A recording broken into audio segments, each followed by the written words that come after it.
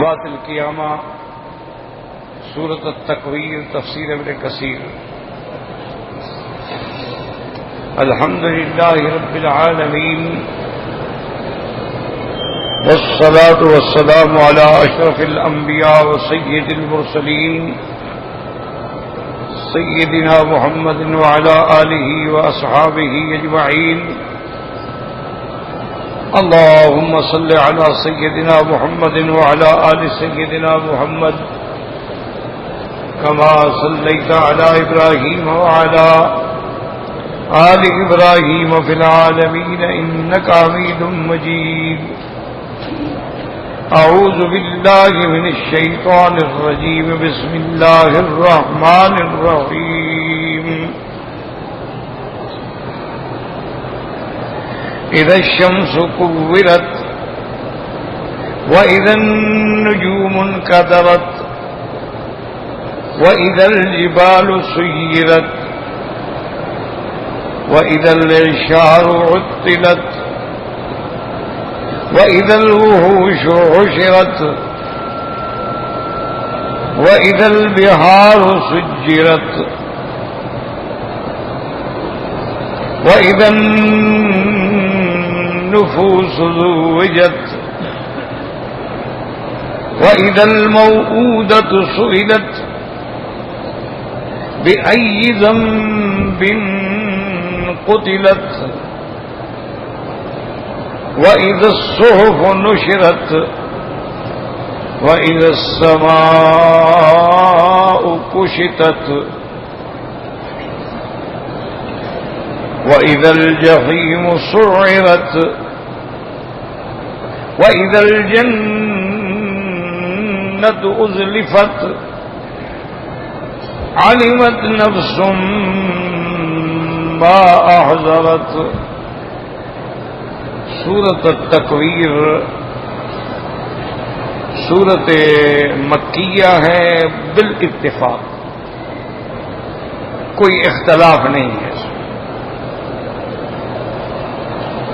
اور سورۃ مکیہ معنی یہ ہوتا ہے، آپ پڑھتے ہیں نا سورتوں کے آگے لکھا ہوتا ہے مکیہ یا سورہ المدنیہ، تو معنی یہ ہوتا ہے کہ جو سورتیں یا جو آیات سرکار دو جہاں صلی اللہ علیہ وسلم پر ہجرت سے پہلے اتری ہیں وہ سب مکیہ ہیں، اور جو آیات یا صورتیں ہجرت مبارک کے بعد اتری ہیں وہ سب مدنیہ ہیں، چاہے کسی جگہ بھی اترے. اب مثلا دیکھیں سورۃ والمرسلات ہے، وہ مینا میں اتری ہے. تو مینا اور مکہ تو ایک چیز ہے، مینا بھی حرم ہے مکہ بھی حرم ہے، لیکن اس کو سورۃ مدنیہ کہا جاتا ہے. اسی طرح آیت مبارک جو ہے اکمال دین کے بارے میں الیوم اکملت لکم دینکم واتممت علیکم نعمتی ورضیت لکم الاسلام دینا، وہ عرفات میں اتری. عرفات تو بالکل حد حرم کے قریب ہے، لیکن اس کو بھی مدنیہ کہا جاتا ہے چونکہ وہ ہجرت کے بعد. تو اس لیے یاد رکھیں کہ سورۃ التکویر جو ہے یہ سورۃ مکیہ ہے بالاتفاق، اس میں کسی کا اختلاف نہیں. اور اسی طرح ایک بات یہ بھی یاد رکھ لیں کہ جو میرے مدنی سرکار جب حضور کا نام آئے نا درود شریف پڑھا، آہستہ آہستہ، درس ہے زور سے نہیں لیکن آہستہ آہستہ درود شریف پڑھا، اور خاص طور پہ جمعہ کے دن، کیونکہ صحیح حدیث مبارک ہے میرے آقا نے فرمایا کہ اقربکم منی اکثرکم صلاۃ علیہ او کما قال، کہ قیامت کے دن میرے وہ لوگ زیادہ قریب ہوں گے جو سب سے زیادہ درود پڑھنے والے، درود شریف پڑھنے والے. اور اسی طرح حضور پاک صلی اللہ علیہ وسلم نے فرمایا کہ کائنات کے ذرے ذرے میں جب درود شریف پڑھا جاتا ہے تو اللہ مجھے پہنچا دیتا ہے، ملائکہ کے ذریعے وہ درود شریف پہنچا دیا جاتا ہے.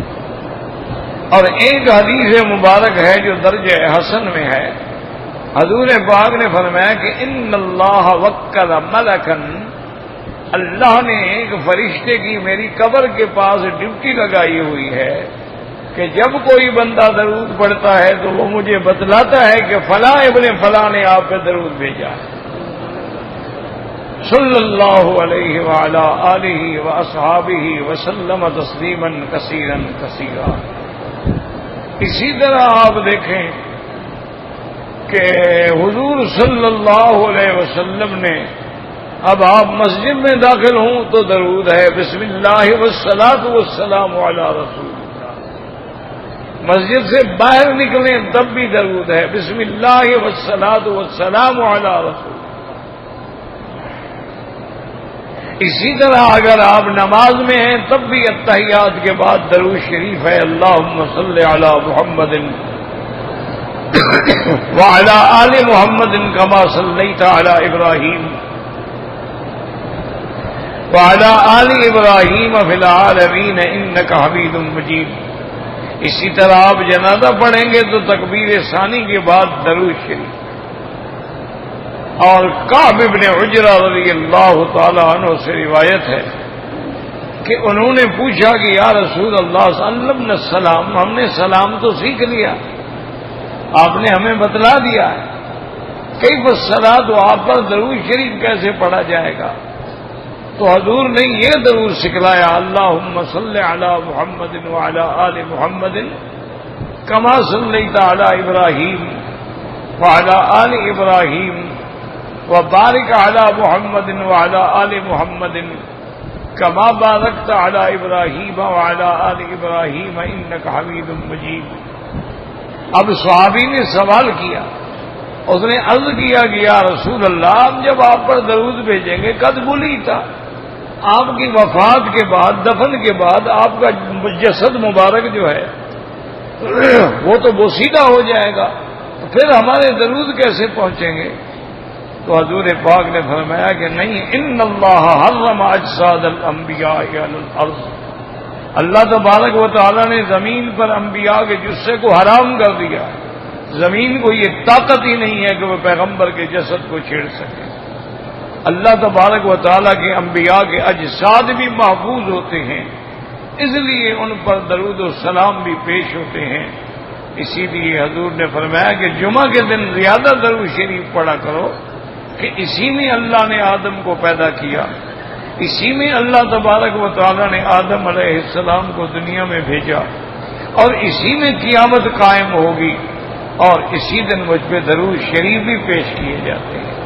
تو لہذا جب بھی آدمی پر نام گزرے، کیونکہ حضور نے فرمایا سب سے بڑا بخیل وہ ہے کہ اذا ذکرت عنده فلم یصلی علیہ، کہ میرا ذکر بھی ہو اور مجھ پہ درود نہ بھیجے، اس سے بڑا بخیل دنیا میں کوئی نہیں ہے۔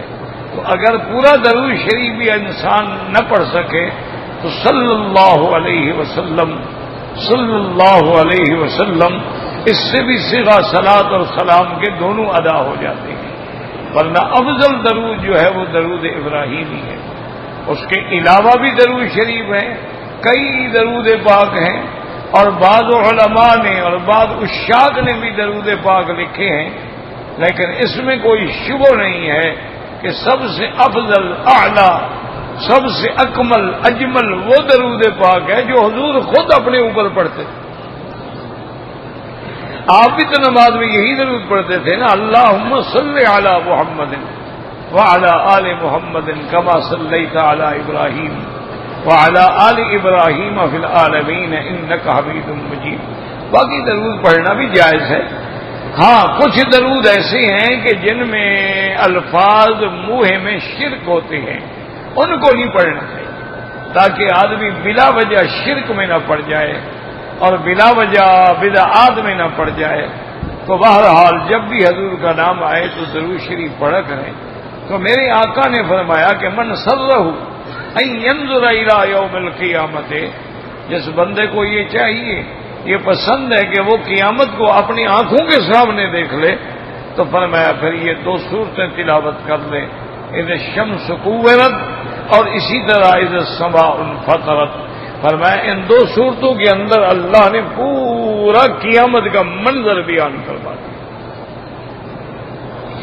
اور اسی طرح ہم نے سورۃ عبسہ کے آخر میں پڑھا تھا کہ وہ قیامت کا دن کیسے ہوگا. یوم یفر المرء من اخیہ وامہ وابیہ وصاحبتہ وبنیہ لکل امرئ منہم یومئذ شأن یغنیہ. اللہ نے فرمایا کہ جس دن آدمی اپنے بھائی سے، اپنی ماں باپ، اپنی بیوی بچوں سے بھاگے گا، دور ہوگا، پریشانی میں کہ کوئی مجھ سے سوال نہ کر سکے اور میں پورا نہ کر سکوں. فرمایا کہ وہ کب ہوگا؟ تو اب اس کی علامات تفصیل ہے. اذا الشمس كورت واذا النجوم انكدرت. اللہ نے فرمایا کویرت، یاد رکھو کویرت کا معنی لففت. کویرت کا معنی کسی چیز کو لپیٹ دینا. جیسے پگڑی آدمی باندھتا ہے تو ایک دوسرے کے اوپر لپیٹتا ہے، تو اس کو بھی کور کہتے ہیں، کور الامامہ. اسی لیے حضور پاک کی بھی دعا اللہم انی اعوذ بک من الکور بعد العور. اللہ کے پیغمبر نے دعا بھی مانگی ہے تو مانا یہ ہے کہ اس کو لپیٹ دیا جائے گا. اور بعض علماء نے فرمایا الشمس کورت، جب سورج کو گہن لگ جائے گا. اور بعض علماء فرماتے ہیں الشمس کورت کا معنی جب سورج بے نور ہو جائے گا. وَإِذَا النُّجُومُ انْكَدَرَتْ، اور جب تارے بے نور ہو جائیں گے. اور بعض علماء نے فرمایا کہ جب تارے جھڑ جائیں گے، جیسے دوسری سورت مبارک میں ہے وَإِذَا الْكَوَاكِبُ انتَثَرَتْ، تو جب سورج بے نور ہو جائے گا اور ستارے جو ہیں وہ جھڑ جائیں گے. اِذَا النُّجُومُ انْكَدَرَتْ وَإِذَا الْجِبَالُ سُيِّرَتْ. اور یاد رکھیں کہ ایک حدیث مبارک میں ہے حضور پاک نے فرمایا الشمس والقمر صوران یکوران ویسودان ویلقیان فی نار جہنم. اللہ کے نبی نے فرمایا کہ سورج اور چاند جو ہیں یہ بے نور کر دیے جائیں گے، یہ سیاہ ہو جائیں گے، اور پھر ان کو اللہ تبارک و تعالی جہنم میں ڈال دیں گے. اور اسی طرح یاد رکھیں کہ بعض علماء نے اس کا یہ بھی فرمایا کہ سورج اور چاند اور ستارے جو ہیں یہ کیا ہے؟ قنادیل معلقۃ بین السماء والارض، یہ آسمان و زمین کے درمیان میں اللہ نے ان کو لٹکا رکھا ہے. یہ آسمانوں کے اوپر نہیں ہے بلکہ آسمان اور زمین کے درمیان میں معلق ہیں. اور یہ بھی آتا ہے کہ بسلاسل من نور بأیدی الملائکہ، کہ نور کی زنجیروں میں جکڑے ہوئے ہیں اور اللہ کے فرشتوں نے ان کو پکڑا ہوا ہے. تو جب موت آ گئی، آسمان والوں پہ بھی موت آ گئی، تو ہر چیز جو تھی وہ گر گئی. اس لیے بھی علماء فرماتے ہیں کہ اذا الشمس کورت واذا النجوم انکدرت. اور یاد رکھو کہ سورج ہے، چاند ہے، جیسے گہن لگتا ہے یعنی اندھیرا اس کا نور چھن جاتا ہے. ایک دفعہ حضور پاک صلی اللہ علیہ وسلم کی زندگی میں حیات مبارک میں کسوف ہوا تو آپ نے اپنے صحابہ سے پوچھا کہ یہ چاند سورج جو پکڑا جاتا ہے تو تم کیا سمجھتے ہو؟ انہوں نے کہا یا رسول اللہ صلی اللہ علیہ وسلم، زمانہ جاہلیت میں یہ عقیدہ تھا کہ اما لموت احد او لحیات احد، کہ یا تو آج کوئی بڑا بندہ مر گیا ہے کہ سورج بے نور ہو گیا ہے، یا آج کوئی بڑا بندہ پیدا ہوا ہے جس کی عظمت کے آگے یہ بے نور ہو گئے ہیں. آپ نے فرمایا کہ بالکل یہ بات نہیں ہے. لا لموت احد ولا لحیات احد، یہ سورج چاند تارے کسی کی موت و حیات پہ نہیں سیاہ ہوتے ہیں، بلکہ آیاتان من آیات اللہ، یہ اللہ کے نشانیوں میں نشانیاں ہیں. یخوف اللہ بہما عبادہ، اللہ تبارک و تعالیٰ اپنے بندوں کو ڈراتے ہیں کہ جب اتنے بڑے قرات نورانیہ کو میں بے نور کر سکتا ہوں، تمہاری کیا حیثیت ہے، تمہاری کیا طاقت ہے، تمہاری کیا شخصیت ہے. کیونکہ سورج جو ہے یاد رکھو جتنی زمین ہے اس سے 16 گنا بڑا تو صرف سورج ہے. اور کتنے قرات ہیں. شمس ہے، قمر ہے، زحل ہے، مریخ ہے، عطارد ہے، مشتری ہے، سیارات ہیں، ابراج ہیں. تبارک الذی جعل فی السماء بروجا وجعل فیہا سراجا وقمرا منیرا. اللہ نے پھر ان کی منازل مقرر فرما دی ہے کہ 28 دن کے اندر چاند کا منظر، چاند کا دورہ پورا ہو جاتا ہے اور 360 دن میں سورج کا چکر پورا ہوتا ہے. اسی کو قرآن پاک نے بیان فرمایا والقمر قدرناہ منازل حتی ذاک الارجون القدیم الشمس ينبغي لها ان تدرك القمر ولا الليل سابق النهار وكل في فلك يسبحون. ان کو اللہ تبارک و تعالی جو ہے. اور جہنم کیا ہے؟ یعنی یوں سمجھ لو کہ جہنم یہ جتنا دریا ہے گویا ہے کہ جہنم جتنا یعنی سمندر ہے گویا کہ یہ جہنم کے اوپر ہے، جہنم اس کے نیچے. تو اللہ تبارک و تعالی چاند اور سورج کو بھی اس میں ڈال دیں گے تو نیچے سے بھی حرارت ہوگی اور اوپر سے بھی حرارت ہوگی تو پھر جہنم کی آگ بھڑک اٹھے گی.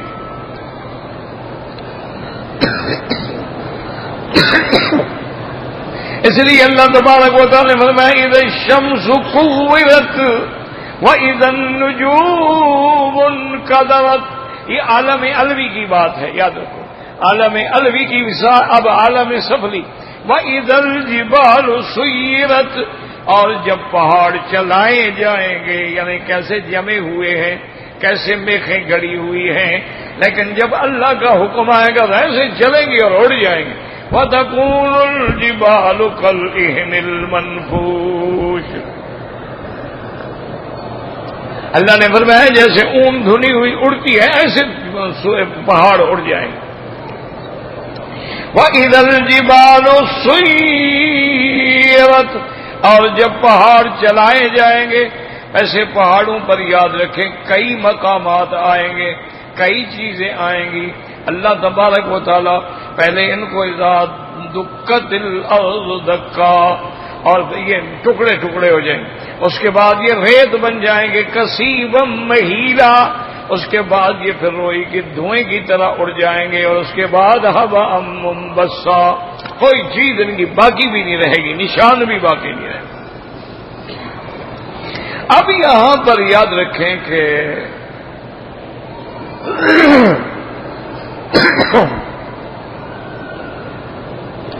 بعض اہل اسلام میں سے بھی کچھ لوگوں کو اشکال ہوا ہے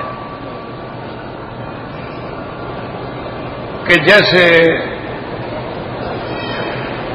حضرت حسن بیٹھے تھے تو اس حدیث مبارک کا ذکر ہو رہا تھا کہ الشمس والقمر صوران. اللہ ان کو جہنم میں ڈالیں گے قیامت کے دن. تو ان کو بھی ایک خدشہ پیدا ہوا. انہوں نے کہا کہ سورج چاند تو جمادات ہیں، ان کو جہنم میں ڈالنے کا کیا فائدہ. لیکن وہ دور صحابہ کا دور تھا. صحابی نے کہا میں حدیث بیان کرتا ہوں اور تم آگے اشکال کرتے ہو. تو سقط الحسن، حضرت چپ ہو. بھئی جب قرآن میں ہے، حدیث میں ہے، سمجھ آئے نہ آئے تو ہماری عقل کا قصور ہے.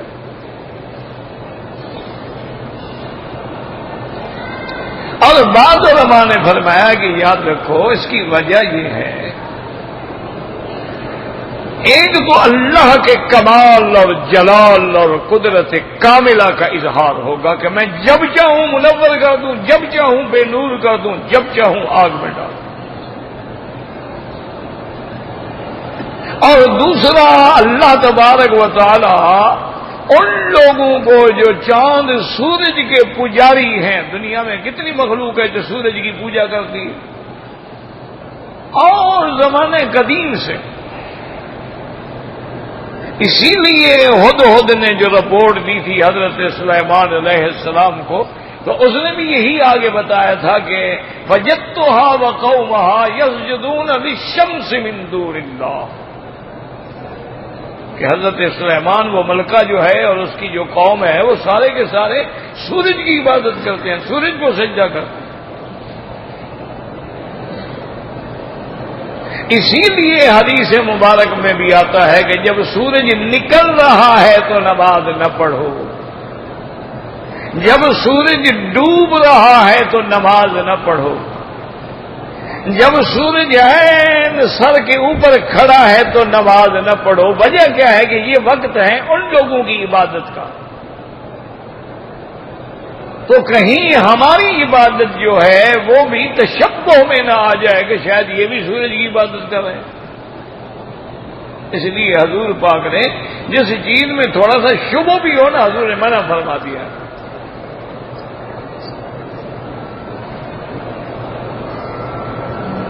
بھائی اس کو اسی طرح نیچے رکھنا پڑے گا کیونکہ یہ رکتا نہیں ہے نا، اصل میں یہ انہوں نے ادھر زیادہ حصہ کیا ہوا ہے، درمیان میں ہوتا ہے جی برابر تو کبھی بھی نہ خراب ہوتا۔ بس ٹھیک ہے، ٹھیک ہے، ٹھیک رہنا، ٹھیک رہنا، بس ٹھیک ہے، بس ٹھیک رہنے دے، بس جو ہے الحمدللہ بالکل ٹھیک ہے۔ وہ تو بیچارے ہر دن اچھا سے اچھا بھیج رہے ہیں۔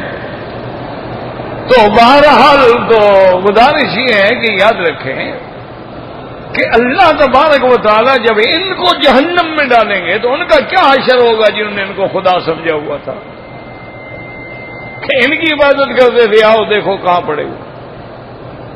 تو ان کی تبکیت کے لیے جیسے کہ اللہ تبارک و تعالیٰ حضرت عیسیٰ علیہ السلام سے فرمائیں گے اَأَنْتَ قُلْتَ لِلنَّاسِ اتَّخَذُونِي وَأُمِّيَ إِلَٰهَيْنِ مِن دُونِ اللَّهِ۔ اللہ فرمائیں گے عیسیٰ علیہ السلام کیا تم نے لوگوں سے کہا تھا کہ مجھے بھی اور میری ماں کو بھی خدا سمجھو؟ یہ تم نے کہا تھا ان کو؟ کیوں؟ تاکہ جو لوگ عیسیٰ علیہ السلام کو خدا کہتے رہے ان کی ذلت ہو جائے کہ تم عیسیٰ علیہ السلام کو خدا مانتے رہو، آج ہم عیسیٰ سے پوچھتے ہیں۔ تو اللہ کے پیغمبر کہیں گے سبحانک ما یکون لی ما کان ینبغی ان اقول ما لیس لی بحق۔ اللہ کا پیغمبر کہے گا پاک ہے تیری ذات مولا، میں کیسے کہہ سکتا ہوں ما قلت لهم الا ما امرتنی به ان اعبدوا اللہ ربی وربکم۔ میرا اللہ میں نے تو ان کو یہی دعوت دی کہ اللہ کی عبادت کریں جو میرا بھی رب ہے تم سب کا بھی رب ہے، میں کیسے؟ تو یہ اس کو کہتے ہیں تبکیت کہ اللہ تبارک و تعالیٰ دکھائیں گے۔ اسی طرح کچھ دشمنان اسلام جو ہیں انہوں نے بھی اشکال کیا، جو نئے لوگ ہیں نا جی، کچھ تو ویسے کافر ہیں، کافروں سے تو ہمیں کوئی گلہ ہی نہیں، وہ تو دشمن ہے نا، دشمن کا تو جو مرضی آئے گا ہے۔ لیکن بعد ہمارے نوجوان پڑھے لکھے جو ہیں نا آج کل نئی تعلیم یافتہ، جن کی تعلیم خدا کی قدرت ہے کہ مشنری اسکولوں میں ہوتی ہے اور جو نرسریوں سے لے کر یونیورسٹیوں تک کافروں کے ساتھ پڑھتے ہیں، ان کے دماغ میں وہ جی اتنا قیمتی سورج جو ساری دنیا کو منور کر دے، ہم اگر ایک بلب توڑ ڈالیں تو سب چیز او یار کیوں تم نے توڑ دیا؟ تو اتنا بڑا سورج، اتنا بڑا چاند جو سارے عالم کو منور کر دے، روشن کر دے، اس کو اللہ بے نور کر کے جہنم میں ڈال دیں گے، کیا وجہ؟ کیوں ایسی چیز کو ایسے ضائع کر دیا جائے گا؟ تو اصل میں یاد رکھیں کہ اللہ تبارک و تعالیٰ فرماتے ہیں کہ میرے بندے میں خالق ہوں، میں مالک ہوں۔ اگر مالک اپنی چیز میں جو تصرف کرے وہ ظلم نہیں ہوتا۔ اپنی چیزیں میں توڑ دوں، اپنی چیزیں میں رکھ۔ دوسری بات یہ ہے کہ مجھے جب بنانے میں تکلیف نہیں تو توڑنے میں بھی تکلیف نہیں۔ انما امرہ اذا اراد شیئا ان یقول لہ کن فیکون۔ جب ہم کسی چیز کا ارادہ کرتے ہیں تو حکم دیتے ہیں ہو جا، بس وہ ہو جاتا ہے، تو پھر اللہ کو کیا تکلیف ہے؟ اب دیکھیں دنیا میں سورج چاند ہے لیکن قیامت میں جنت میں تو سورج چاند نہیں ہوگا۔ اللہ یرون فیہا شمسا ولا زمہریرا، نہ وہاں سورج کی تمازت ہوگی اور نہ ٹھنڈک ہوگی، بلکہ وہاں سب اللہ کے عرش کے نور کے سائے میں ہوں گے۔ تو اللہ ان کے بغیر بھی تو عالم کو چلا سکتے ہیں، اللہ چاہے تو اور بنا دیں۔ یوم تبدل الارض غیر الارض، اللہ فرماتے ہیں جس دن ہم زمین بدل ڈالیں گے، زمین کو ختم کر دیں گے، نئی زمین بنائیں گے۔ یوم تبدل الارض غیر الارض والسماوات مطویات بیمینہ سبحانہ وتعالی عما یشرکون۔ تیرے لیے آسمان بڑے ہیں، اللہ تعالیٰ تو اپنے ہاتھ میں لپیٹ کے ان کو توڑ ڈالیں گے، ختم کر دیں گے، زمینیں بھی بدل جائیں گی۔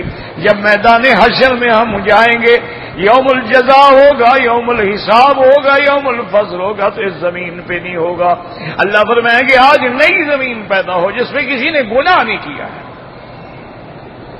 اس لیے اللہ فرماتے ہیں اذا الشمس كورت واذا النجوم انكدرت واذا الجبال سيرت واذا العشار عطلت۔ اللہ تبارک و تعالی نے فرمایا کہ جس دن گابھن اونٹنیاں، اشار کہتی ہیں وہ اونٹنی جو 10ویں مہینے میں ہو اور جس کی ولادت قریب ہو اور ولادت کے بعد وہ دودھ دینے والی ہوگی، تو عرب لوگ ایسی اونٹنیوں کو بڑا محبوب سمجھتے تھے کہ بھئی 10واں مہینہ آ گیا، اب تو بالکل ولادت کے لیے تیار کھڑی ہے نا، تو اب یہ دودھ دینے کی نہر بن جائے گی۔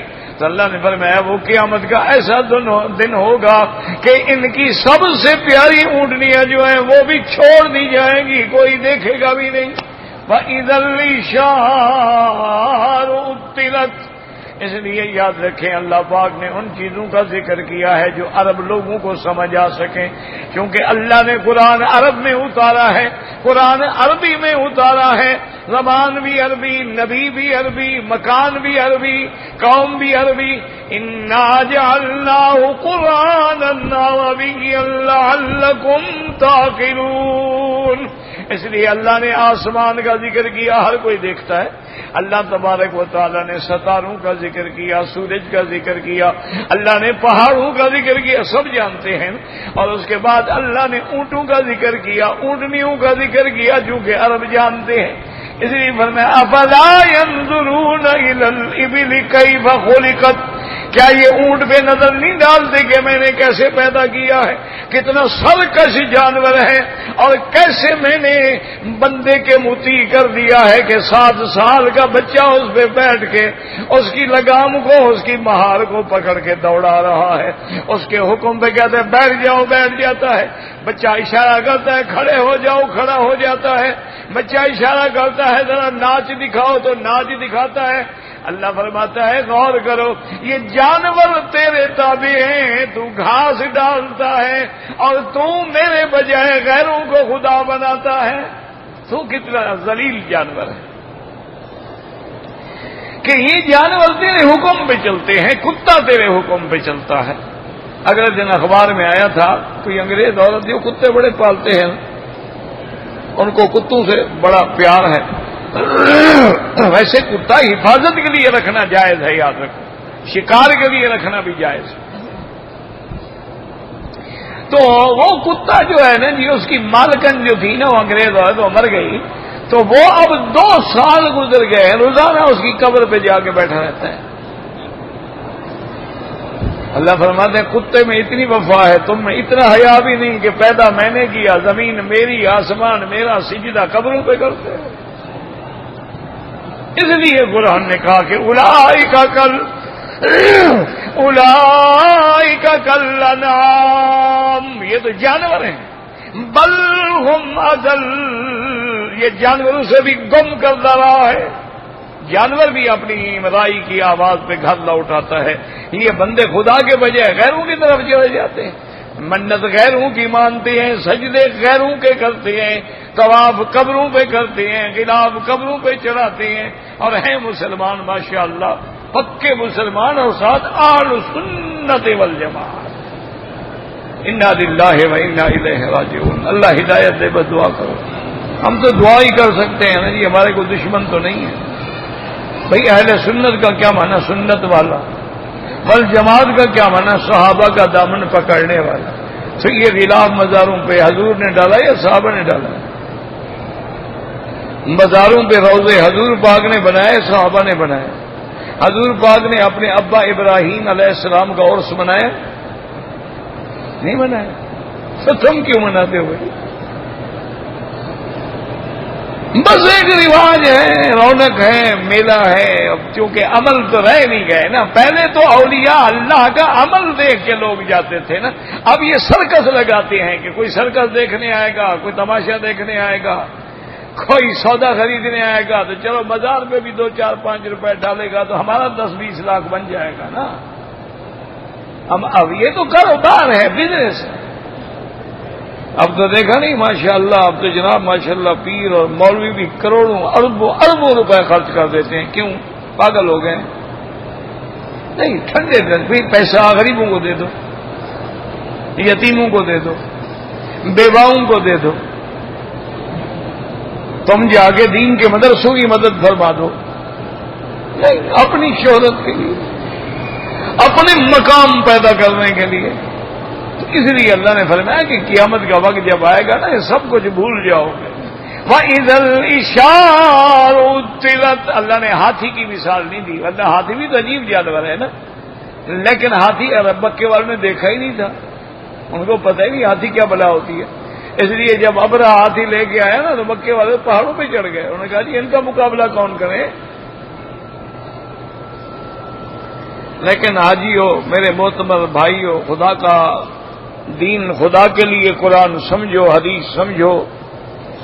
جب ہاتھی آ گئے کعبے کو گرانے کے لیے تو عبد المطلب حضور کا دادا ہے، مسلمان نہیں ہے، کلمہ نہیں پڑھا ہے اس نے، ابھی حضور کو نبوت ہی نہیں ملی، تو کلمہ کس کا پڑھتا؟ دین عیسیٰ پر بھی نہیں ہے۔ بتائیں کیا کیا اس نے؟ آ کے کعبے کا طواف کیا اور ملتزم پہ کھڑا ہو گیا اور کہا کہ یا اللہ، آپ جانتے ہیں ان ہاتھیوں کا، اس فوج کا مقابلہ ہم نہیں کر سکتے، تیرے گھر کی حفاظت نہیں کر سکتے، یا اللہ اپنے گھر کی خود حفاظت فرما۔ کس سے مانگ رہا ہے؟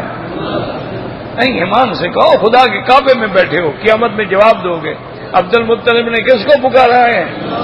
ہاں جی، یہ کہا کہ ابراہیم علیہ السلام مدد فرما، آدم علیہ السلام مدد فرما، تیرا گھر ہے مدد فرما، اسماعیل علیہ السلام مدد فرما۔ کسی پیغمبر کو، کسی نبی کو پکارا ہے؟ کس کو پکارا ہے؟ اسی لیے جب ابرہا نے عبد المطلب سے ملاقات کی تو عبد المطلب بڑا جمیل انسان تھا، 6 فٹ کا قد تھا، اتنی بڑی داڑھی تھی، اور جمال کیسے نہ ہو یار، وہ دادا ہے محمد مصطفیٰ، جمال کیسے نہیں ہو؟ میرے مدنی محمد ابن عبداللہ ابن عبد المطلب ابن ہاشم ابن مناف ابن قصی ابن کلاب ابن مرہ ہے۔ تو ابرہا بادشاہ جو آیا تھا نا کعبہ گرانے کے لیے، جب عبد المطلب آئے نا ملنے کے لیے، اس نے دیکھا تو کھڑا ہو گیا، حالانکہ وہ بادشاہ تھا اور دشمن تھا، لیکن آپ کا جمال دیکھ کر، آپ کا روب دیکھ کے کھڑا ہو گیا اور اپنے ساتھ تخت پہ بٹھایا کہ یہاں بیٹھے حضرت، اور پوچھا کہ عبد المطلب کیسے آئے ہو؟ اس نے کہا میرے اونٹ چل رہے تھے، تمہاری فوج نے میرے اونٹ پکڑ لیے ہیں، میں اونٹ چھڑانے آیا ہوں، مہربانی کر کے اونٹ چھوڑ دو۔ تو بادشاہ ہنسنے لگ گیا۔ عبد المطلب نے فرمایا کیوں ہنستے ہو؟ اور نے کہا جب تم آئے تو میں نے دیکھا تو تمہارا جلال، تمہارا جمال، تمہارا کمال دیکھ کے میرے دل میں بڑا روب ہوا، اب تمہاری بات سن کے میں حیران ہو گیا ہوں کہ تم تو کچھ بھی نہیں ہو۔ عبد المطلب نے فرمایا کیا بات ہے؟ اس نے کہا میں نے سوچا تھا کہ تم کعبہ شریف کے لیے آئے ہو، بھی میں کعبے پہ حملہ نہ کروں، میں کعبہ شریف نہ گراؤں، مجھے نہیں پتا تھا کہ اتنا بڑا سردار مجھ سے اونٹ چھڑانے آیا ہے۔ پتہ ہے عبد المطلب نے کیا کہا؟ فرمایا انا رب الابل ولہذا البیت رب یحمی، اور فرمایا ابرہا بدبخت، میں اونٹوں کا مالک ہوں، میں ان کو چھڑایا، اس گھر کا بھی ایک مالک ہے جو چھڑائے گا اپنے گھر کو۔ اسی لیے بزرگ فرماتے ہیں کہ اللہ آج اگر چاہے اور کافروں کو دوبارہ قبروں سے کھڑا کرتے اور وہ ہمارے دنیا کے مشرکوں کو دیکھیں وہ تو کان پکڑ کے بھاگ جائیں گے. وہ کہیں گے یار یہ تو ہمارے بھی کوئی باپ ہے, ایسا شرک تو ہم نے بھی کبھی نہیں کیا تھا, یہ تو کوئی نرالی قوم ہے. درختوں پر بھی شرک ہے, قبروں پر بھی شرک ہے, بندوں کے ساتھ بھی شرک ہے, جانوروں کے ساتھ بھی شرک ہے. انا للہ و انا الیہ راجعون. اس لیے اللہ فرماتے ہیں وہ قیامت جب آئے گی تو کیا ہوگا؟ وَإِذَا الْعِشَارُ عُطِّلَتْ وَإِذَا الْوُحُوشُ حُشِرَتْ وَإِذَا الْوُحُوشُ, وحوش مانا وحش, یاد رکھیں یعنی وہ جانور جو انسانوں کے قریب نہیں آتے ہیں. انسان ان سے ڈرتا ہے, وہ انسانوں سے ڈرتے ہیں. اس کو وحوش کہا جاتا ہے, وحشی کہا جاتا ہے, جیسے حمار وحشی ہوتا ہے. اب دیکھو نا جی کہ ہم جانور کو دیکھیں ہم ڈر جائیں گے, جانور ہمیں دیکھے گا ہم ڈر جائیں گے. لیکن قیامت کا عالم یہ ہوگا وَإِذَا الْوُحُوشُ حُشِرَتْ مانا جمعت, کہ اس قیامت کے حول کی وجہ سے انسان ہیں, جانور ہیں, سانپ ہیں, بچھو ہیں, سب کٹے کھڑے ہوں گے. کوئی کسی کو نقصان نہیں پہنچا سکے, سب کو اپنی پڑی ہوئی ہوگی. اس لیے علماء نے لکھا ہے کہ ایک دفعہ ہندوستان میں گنگا اور جمنا میں سیلاب آیا تھا, تو لوگوں نے دیکھا کہ بعض جھوپڑیوں کے چھپر گر گئے, تو ان کے اوپر انسان بھی بیٹھے ہیں, سانپ بھی بیٹھے ہیں, بچھو بھی بیٹھے ہیں, جانور بھی بیٹھے ہوئے, سب کٹھے آ رہے ہیں, کوئی کسی کو نقصان نہیں پہنچا. کہ وہ یعنی ایک طوفان تھا, اور جب قیامت آئے اس لیے فرمایا وَإِذَا الْوُحُوشُ حُشِرَتْ. اور بعض علماء فرماتے ہیں وَإِذَا الْوُحُوشُ حُشِرَتْ, یعنی جس دن اللہ تبارک و تعالی جانوروں کو بھی دوبارہ زندہ کر کے کھڑا کر دیں گے اور ان کا بھی حساب و کتاب ہوگا. وَإِذَا الْوُحُوشُ حُشِرَتْ وَإِذَا الْبِحَارُ سُجِّرَتْ. یاد رکھیں میں دو کھلاتے ہیں, وَإِذَا الْبِحَارُ سُجِّرَتْ وَإِذَا الْبِحَارُ سُجِّرَتْ. جب دریا دہکا دیے جائیں گے آگ بن جائے گی, آگ دہکا دی جائے گی, کیونکہ جہنم ان کے نیچے ہے, اس کے اوپر ایک غلاف حجری ہے. جب قیامت آئے گی وہ غلاف ٹوٹ جائے گا, نیچے بھی آگ اوپر سے بھی آگ, تو سارے سمندر آگ بن جائیں گے, ان کو دہکا دیا جائے گا. وَإِذَا الْبِحَارُ سُجِّرَتْ. اور بعض علماء فرماتے ہیں کہ دوسری آیت میں یہ بھی آتا ہے وَإِذَا الْبِحَارُ فُرِجَتْ. تو معنی یہ ہے کہ اب تو دو دریا الگ الگ ہوتے ہیں نا. مَرَجَ الْبَحْرَيْنِ يَلْتَقِيَانِ بَيْنَهُمَا بَرْزَخٌ لَا يَبْغِيَانِ. دو دریاؤں کے درمیان میں برزخ ہے جو ملنے نہیں دیتی. اللہ نے فرمایا اس دن ہم سب کھول دیں گے, سارے دریا دریاؤں میں مل جائیں گے, اور سارے دریا ملنے کے بعد پھر نعوذ باللہ جہنم بن جائیں گے. اعاذنا اللہ منہا. اللہ ہمیں جہنم سے پناہ عطا فرما اور جنت الفردوس کا فیصلہ فرما. یا اللہ جو تیرے بندے ہیں, ہمارے بھائی ہیں, شرک میں بدعات میں مبتلا ہیں, ان کی ہدایت کا فیصلہ فرما.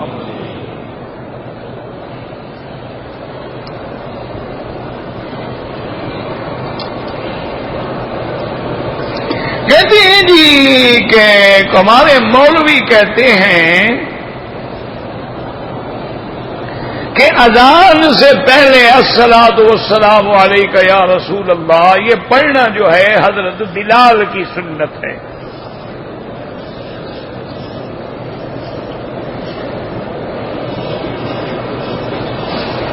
حضرت بلال مکے میں, مدینے میں, عرفات میں, منا میں, سفر میں, حضر میں اذانیں دیتے رہے. اللہ کے نبی کے لاکھوں صحابہ نے نہیں سنا. 1400 سال بعد تمہارے مولوی نے سن لیا کہ بلال صلاۃ والسلام پڑھتا تھا. اس کا کوئی علاج ہے دنیا میں؟ بھائی اگر حضرت بلال پڑھتے تھے تو کسی کو میرے اعتراض کیا ہے؟ اور خود میرے مدنی پاک نے فرمایا قولوا کما یقول المؤذن.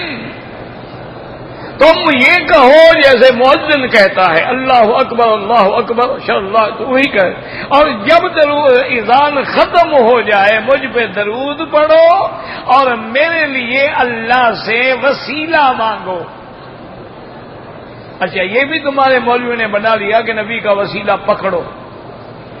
اللہ کا نبی فرماتے ہیں میرے لیے وسیلہ مانگو، اور آگے خود نبی نے فرما دیا وسیلہ کیا، انہا مقام بالجنہ، وہ جنت میں ایک مقام کا نام ہے، یہ وسیلہ نہیں تمہارا۔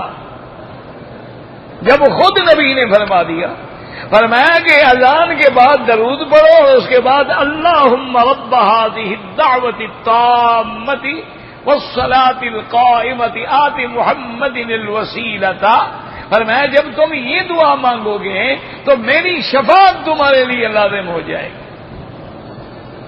اور یاد رکھو حضور کو ہماری دعا کی ضرورت ہی نہیں تھی، مسئلہ ہی سمجھو نہ، ایمان سے کہو، میں کہوں میرے لیے دعا کرو، تم کہو میرے لیے، ہمیں تو ضرورت ہے نا، حضور کو ہماری دعا کی کیا ضرورت ہے؟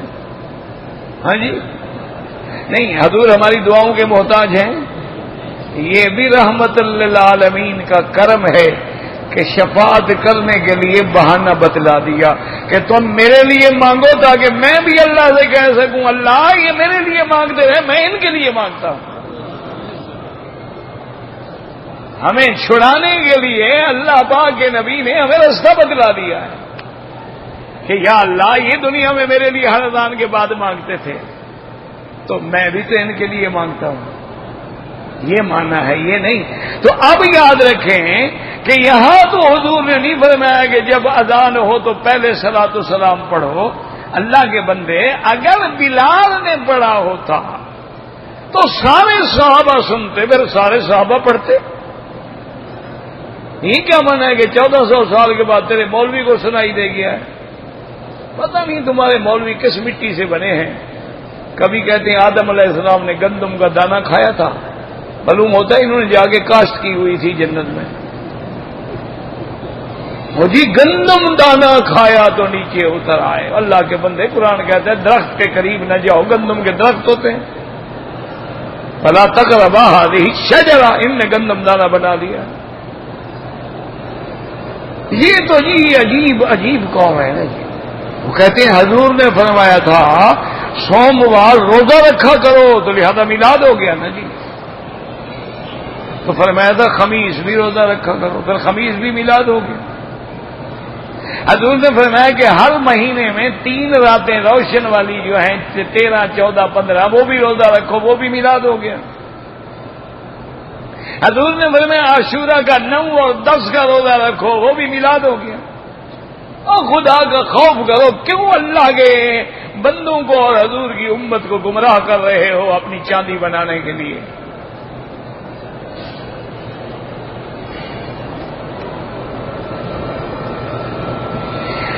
عمرے پر جو آئے ہیں جن لوگوں نے ایک جگہ 15 دن نہیں ٹھہرنا ہے، مسافر ہیں، نماز قصر پڑھیں گے، 8 دن ادھر ہیں، 8 دن مدینے پاک میں مسافر ہیں۔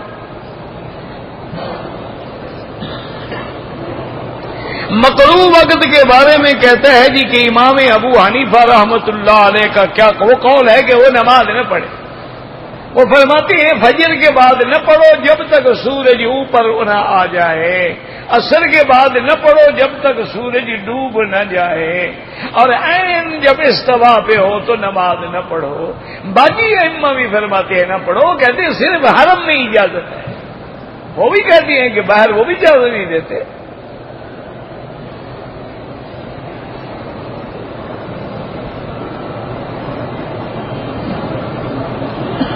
افضل یہ ہے کہ ہر طواف کے بعد 2 رکعت پڑھو،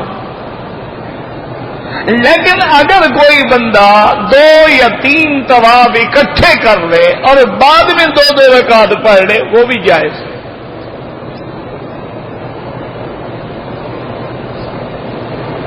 کہتے جی کہ مسجد کے باہر جو عورتیں مانگتی ہیں اللہ عالم غریب نظر آئیں، معذور نظر آئیں، دے دے، ورنہ باطن کا علم تو اللہ کو ہے نا۔ کہتے ہیں جی کہ دوران طواف ہم استغفار پڑھ سکتے ہیں، بالکل پڑھیں، استغفر اللہ بالکل پڑھیں، بھائی طواف میں جو مرضی آئے پڑھیں.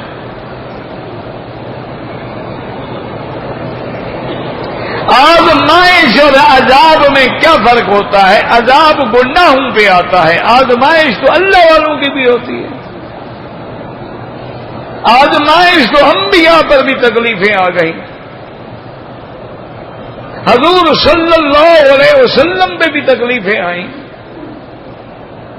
انبیاء علیہ السلام کے سروں پہ آرے رکھ کے تو ٹکڑے کیا گیا.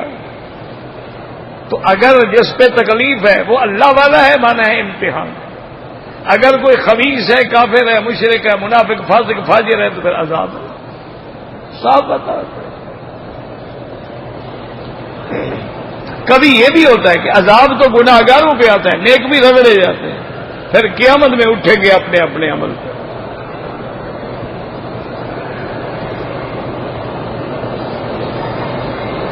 کہتے جی کہ ہم اپنے جوتے حرم کے باہر اتار دیں، واپس جائیں تو نہ ملیں تو پھر نئے خریدیں. یہ تھوڑا ہے کہ لوگوں کے اٹھا کے لے جاؤ.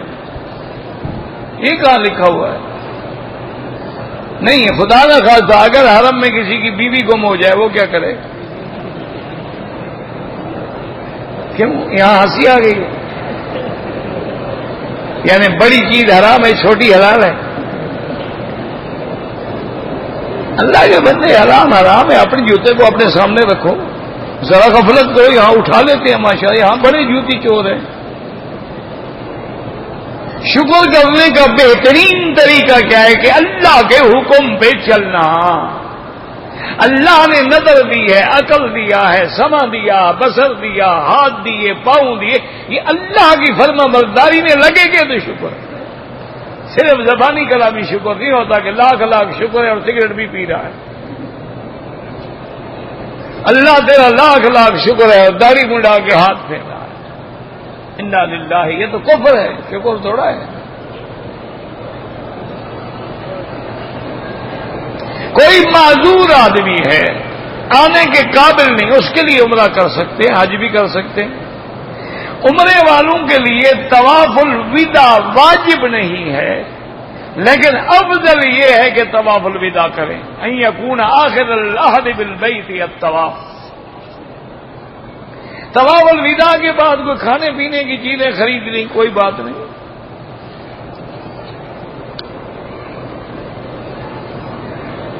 اگر دم واجب ہو جائے تو بالکل حد حرم مکہ میں ذبح کرنا ہوگا. اگر مؤذن کی داڑھی نہ ہو تو اس کو اذان نہیں دی جانی چاہیے. داڑھی رکھنا واجب ہے اور اس کا منڈانے والا بار بار گناہ کبیرہ کا مرتکب ہو جاتا ہے.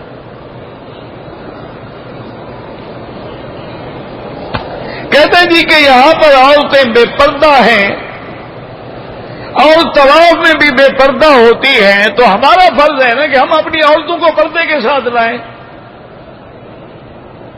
ہر بھائی کا فرض ہے کہ بہن کو پردے کے ساتھ لائے، خامند کا فرض ہے کہ بیوی کو پردے کے ساتھ لائے، باپ کا فرض ہے کہ بیٹی کو پردے کے ساتھ لائے. باقی عورتوں کے لیے طواف الگ بنایا جائے تو حجر اسود الگ کیسے بنائیں؟ سوچ کے ذرا بتائیں تجویز کوئی ہے تمہارے دماغ میں؟ تو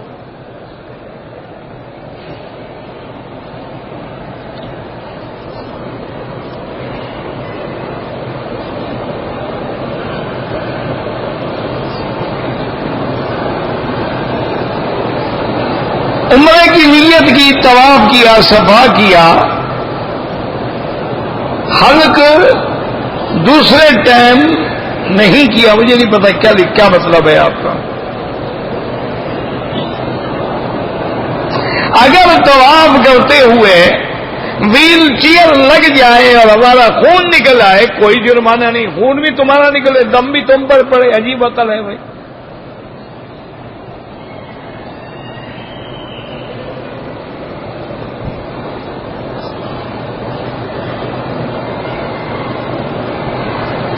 ایک شخص کی امانت میرے پاس ہے، وہ بندہ فوت ہو گیا ہے، اس کی بیوی بھی ہے، بچے بھی ہیں، ماں باپ بھی. تو عالم سے مسئلہ پوچھ لو، جتنا شریعت کے مطابق میراث ہو سب کو تقسیم کر دو.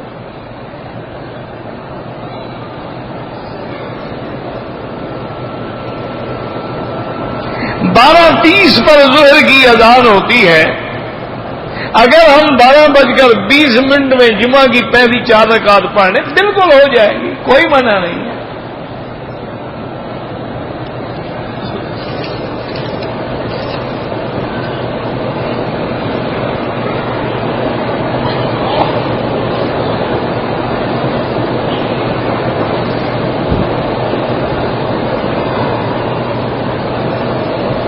اگر آپ کو پتہ نہیں تھا اور کپڑے کو صاف کرنے کے لیے ایئرپورٹ والوں نے آپ کو ٹشو دیا، آپ کے ہاتھ کو بھی لگا، تو آپ کو فوراً دھو ڈالنا چاہیے تھا۔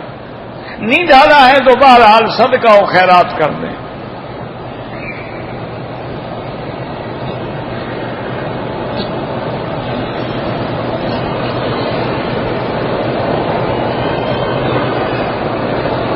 بھائی تبلیغی جماعت پر کوئی اعتراض ہے تو ان سے جا کے پوچھو، ہر ملک میں موجود ہیں، ہر شہر میں موجود ہیں۔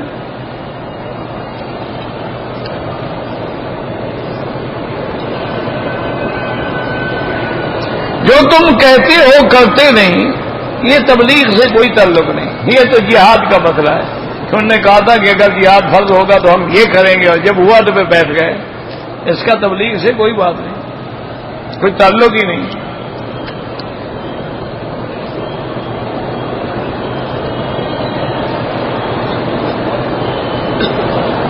اگر بیوی آوارہ ہے، ماں باپ بھی بیٹے کو حکم دیتے ہیں کہ بیوی کو طلاق دے دے، اور بیٹا طلاق نہیں دیتا، دل سے راضی ہے، تو وہ بھی تو آوارہ ہوگا نا جی۔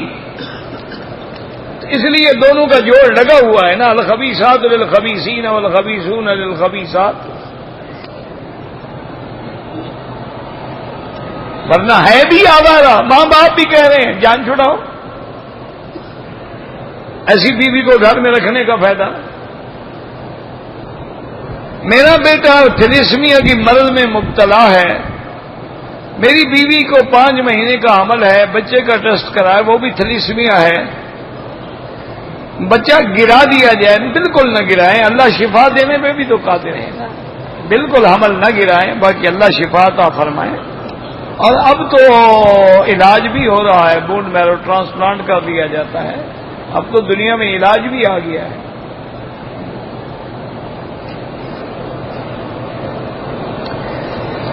حدیث کے درجے ہوتے ہیں، صحیح بھی، حسن بھی، حسن لذاتہ ہی، حسن لغیرہ ہی۔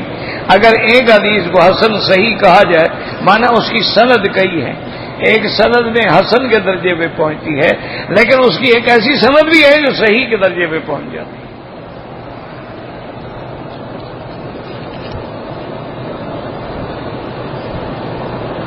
میری والدہ فوت ہو گئی ہے، ان کا عمرہ بالکل کرو، خود کرو، نانی سے کیوں کرواتے ہو؟ تمہیں کیا تھا، کوئی پاؤں مہندی لگی ہوئی ہے؟ ویسے نانی بھی کرے تو جائز ہے، لیکن تم کرو اپنی ماں کا عمرہ۔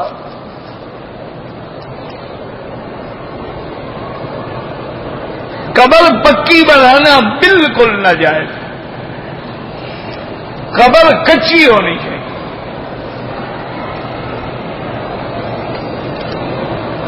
ایک ہوتا ہے کہ بعض جگہ زمین ایسی ہوتی ہے کہ کچی قبر قائم نہیں رہ سکتی، وہاں مجبوری ہے۔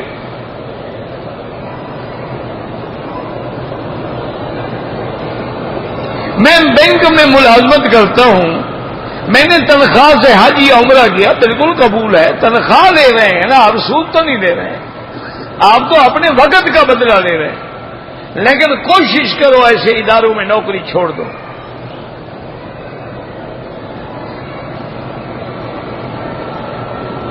میری والدہ فوت ہو گئی، میں نے ان کے نام کی قربانی دی ہے، اپنے نام کی نہیں دی۔ والدہ کے نام بھی ہو سکتی ہے، لیکن پتہ نہیں آپ پر اگر واجب تھی تو پہلے تو اپنی دیتے نا، پھر ماں کی دیتے۔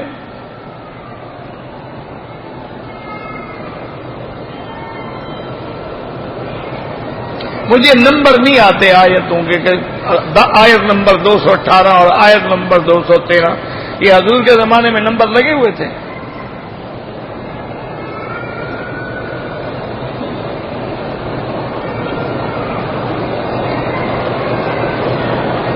قرآن پاک میں غواد کو غواد بھی پڑھیں، دیکھو اس کو واد بھی پڑھ سکتے ہیں اور دواد بھی پڑھ سکتے ہیں، دال نہ پڑھیں، ولدالین ولدالین، لیکن ولدالین نہ پڑھیں۔ حرم سے حمام سے باہر آتے ہوئے جب وہ ہاتھ دھوتے ہیں 3 دفعہ پاک ہو جاتے ہیں، بالکل پاک ہو جاتے ہیں۔ اے اللہ مجھے زوجہ صالحہ عطا کر، عربی میں کیسے مانگے؟ اللہ تیری زبان بھی سمجھتے ہیں۔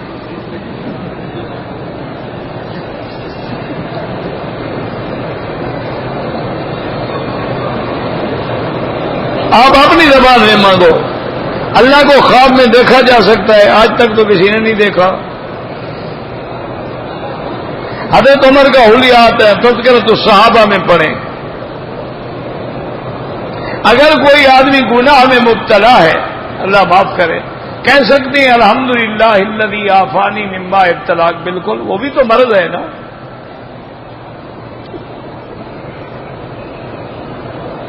عورت احرام کی حالت میں چادر آگے لٹکا دے، منہ کو نہ لگے، پردہ بھی رہے، جیسے گھونگھٹ کھینچ لیتے ہیں۔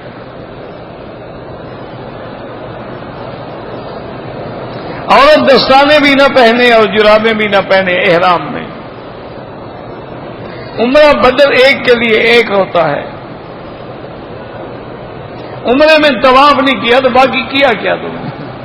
دوبارہ عمرہ کرو۔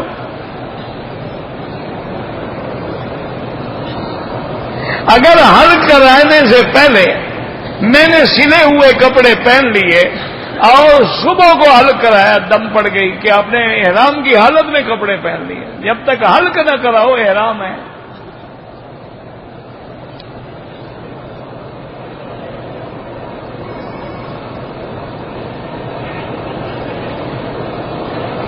والدین کے لیے عمرہ کیا ہے، ٹھیک ہے، اللہ قبول فرمائے۔